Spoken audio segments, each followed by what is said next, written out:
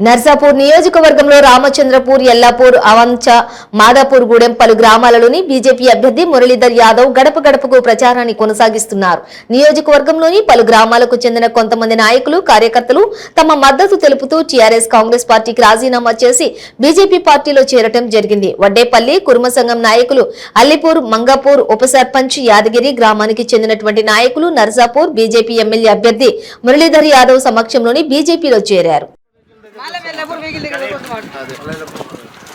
ఇవాళ కోట్ ఎందుకు వేయాలి, ఏం చేసిరని వేయాలి.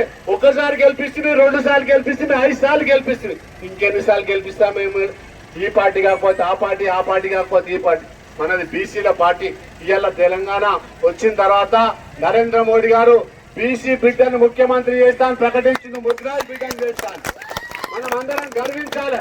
ఇవాళ ఈ పువ్వు పార్టీ, భారతీయ జనతా పార్టీ పటాన్చెరులో ఒక గౌడ్కి ఇచ్చింది, నర్సాపూర్లో ఒక గొల్లల పిల్లని మురళికి నాకు ఇచ్చింది, మెదక్లో ఒక ముదిరాజ్ బిడ్డకి ఇచ్చింది.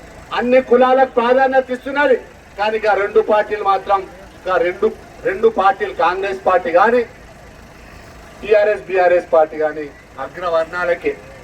మొన్నదాకా కాంగ్రెస్ పార్టీ సుందారెడ్డికి ఇస్తే మళ్ళీ ఇప్పుడు సుందారెడ్డికే మళ్ళీ కారు పార్టీ గుర్తిస్తుంది. మనం అందరం ఆలోచించాలి. వాళ్ళు పైసలతో రాజకీయం చేస్తున్నారు. ఎన్నికలలో వచ్చి మాయమాటలు చెప్పి ఓట్లు గుంజుకుంటున్నారు, పైసలు సంపాదించుకుంటారు, మళ్ళీ వచ్చి మన ఓట్లు పొందుకోవాలని ప్రయత్నం చేస్తున్నారు.